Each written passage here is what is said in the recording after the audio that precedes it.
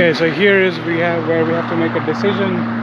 3 trails go that way and the little Stony point goes this way.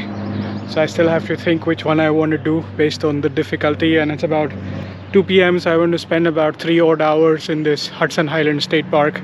So let's see which one we end up doing.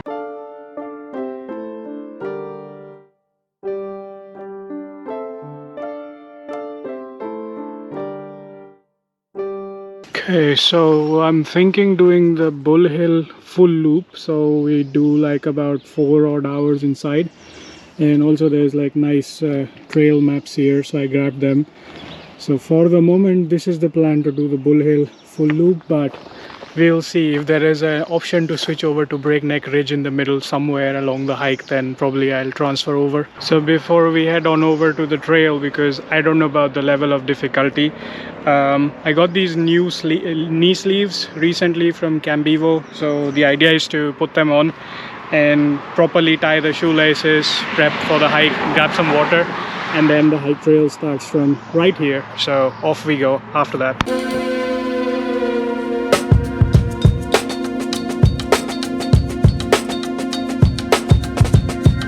Okay, all set, geared up, ready for the hike. Let's go. It's pretty hot today. Let's see how things are inside on the trail.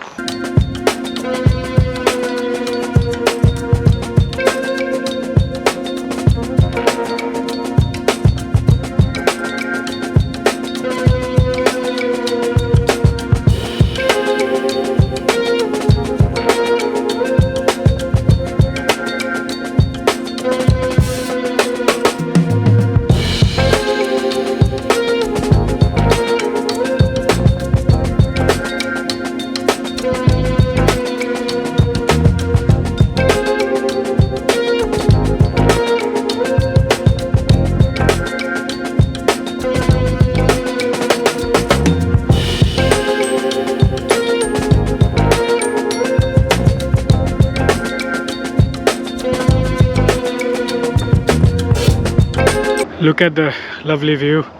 That's the Hudson River, and down there is also the railway tracks, so crosses by this, and this was the view I was seeing from the train.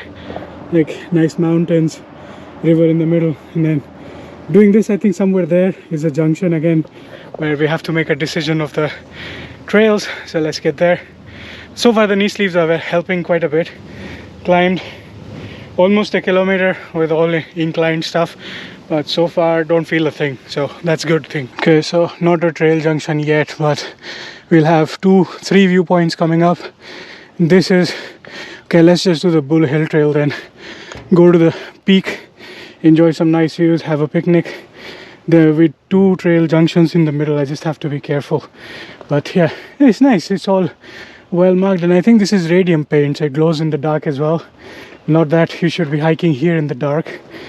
The trail is not very darkness friendly. Okay, so here you have a decision to keep climbing the stones or use the stairs. I guess we'll be good boy and climb this way.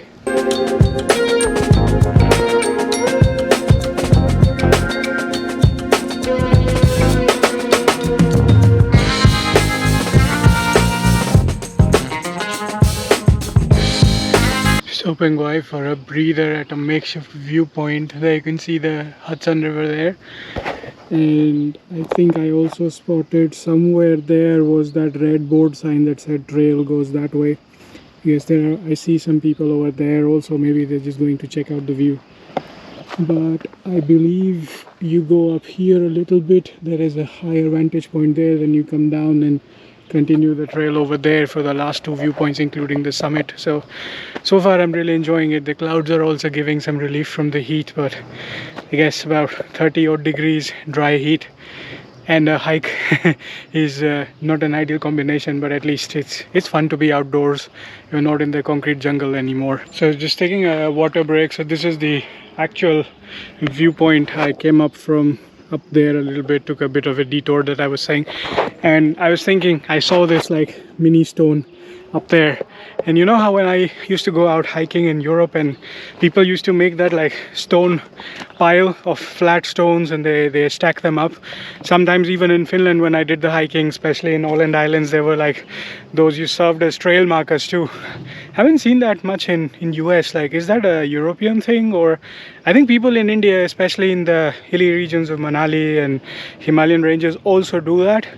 And it has some sort of significance, but it's just something that came to my mind. You know, when you're in nature, you think about these kind of things when you're reflecting on life. So if you're from the US and you have seen those overseas, let me know in the comments below, like, what's your thought about this? Why do people do that in the US, or is it a regional thing in other parts of the world? Okay, so one viewpoint down, one west point in 200 meters, and then the summit is about 1.7 kilometers. Whoa, look at this viewpoint now. There's like town. I guess this is pretty much Cold Springs. Whole bunch of view of Hudson, nice lush greenery. This is a nice spot for a thumbnail for this vlog, I think.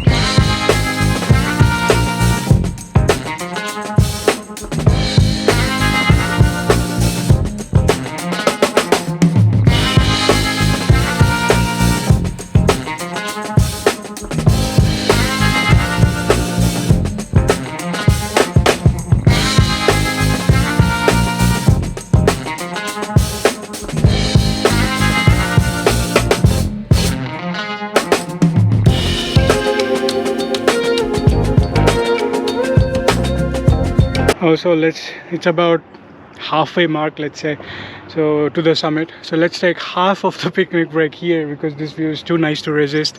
So we're probably, I have two things to eat, so maybe I'll drink half a lemonade and eat one of the things, maybe the Danish. Let's enjoy some life here.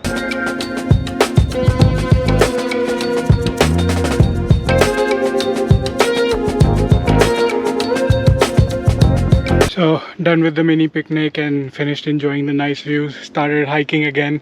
Now you can see, because of the kind of semi-forested cover, it's getting really humid as I'm approaching the summit, and the terrain is like a bit of heavy boulders that you have to climb up, but nothing super crazy. So let's see what the views are from the summit. I do see some people coming down, so I guess the summit should be close by.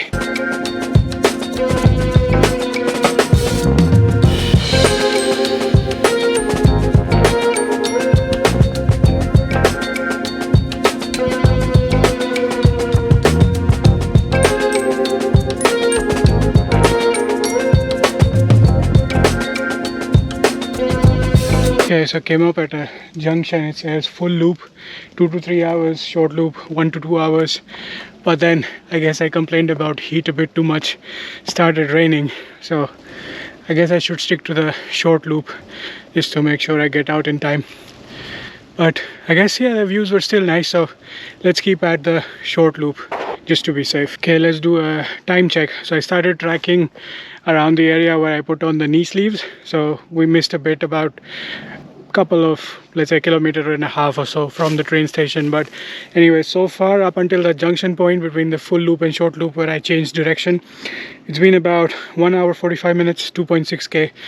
I guess with all the stops I did at the lookout points and the mini picnic break and stuff, could have been done in under 1.5 hours easily, but it doesn't hurt to enjoy. And now you see, with the rain and stuff, the plans change all the time. So anyways, just take it easy, enjoy life, and enjoy the views as well while you're here. And it's not super bad. Just wear like sturdy clothes, sturdy footwear, and you'll be fine. This seems like a nice lookout point, quite high, no obstruction from the vegetation. So I guess I'm gonna do the rest of the picnic that I planned for, like the cookie and the rest of the lemonade here.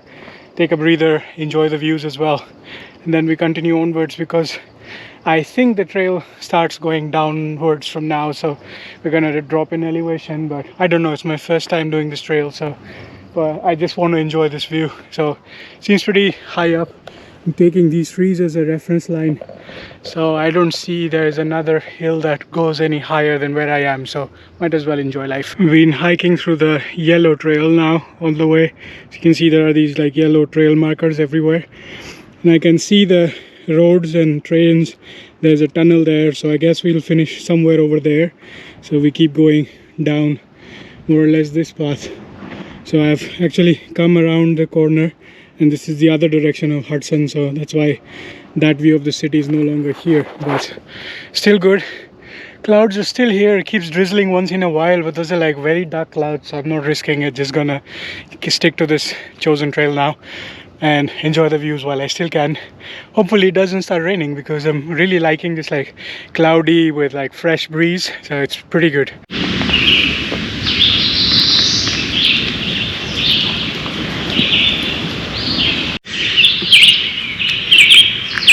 This has been super peaceful, just me and all of these birds keeping me company along the trail. Haven't seen anybody in a while, and it's almost like 45 minutes since that summit point where I had my picnic and left. But yeah, it's nice. The birds are still there. That's why I'm trying to finish the trail while there is still sunlight, so there is still some like essence of nature. Otherwise everything gets really quiet all of a sudden and becomes spooky. This is nice. Finally, after all this time, I saw some fresh spring water. I started to wonder, why is this place called Cold Spring, but there is no spring just yet. It's all dry hikes. But yeah, it's here. I guess it's on the other side, so if you start on this side you'll get it first, but the loop that I am doing, the way, if you do it that way, then you'll get it very late. So I have plenty of water, so I don't really care, but at least it's nice and refreshing to have fresh flowing water around you.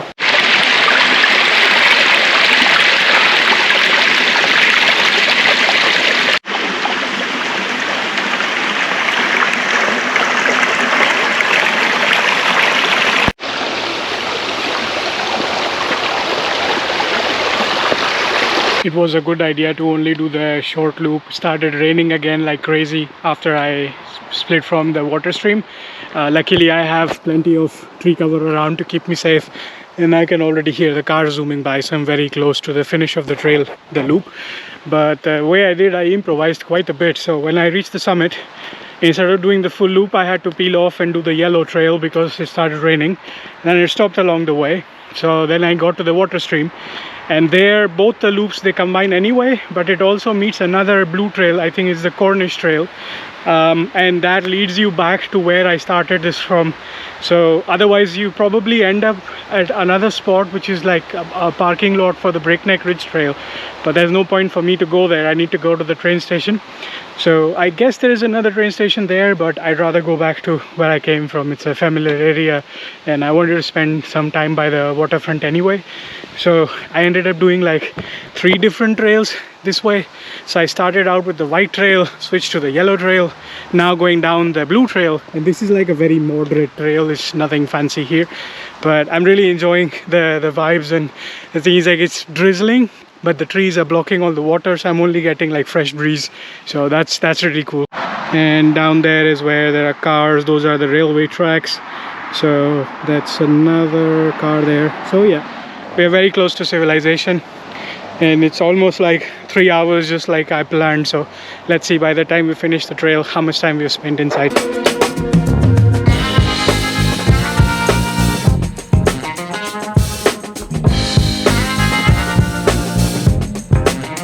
Okay, so we're back to the ranger's office and the little Stony Point trailhead where I had to decide which trails I wanted to do. This seems like a very teeny tiny trail, but apparently it's very popular, so I'm just going here to take a sneak peek. And you know, this could be if the views are nice, this could be a nice place to wrap up the vlog as well. So I made it to this lovely viewpoint. That's the railway track, and that's the Hudson River with crazy rainfall. Let's do a time check. So I did almost 3.5 hours, 8.33 kilometers inside for the Hudson State Park. That state park inside, like all the trails, the white trail, the yellow trail, and the Cornish trail. Then I did a little bit extra of this overhead trail in the other side as well, but just for fun, just to take in this nice view. But yeah, this view is as good a spot as any. As you can see, starting to rain quite a bit. This is fully exposed. There's no more tree cover for the rain, so not train cover. But yeah, so I'm gonna wrap up this vlog to save my camera from the water as well, and see you again in the next vlog with another adventure. I'm just gonna spend some time here, chill a bit. I don't care if I get wet, but I don't want my camera to get wet, so I'm gonna think about what other adventures I want to do. Until then, this is the Rustic Wanderer signing off with an amazing view and awesome rainfall.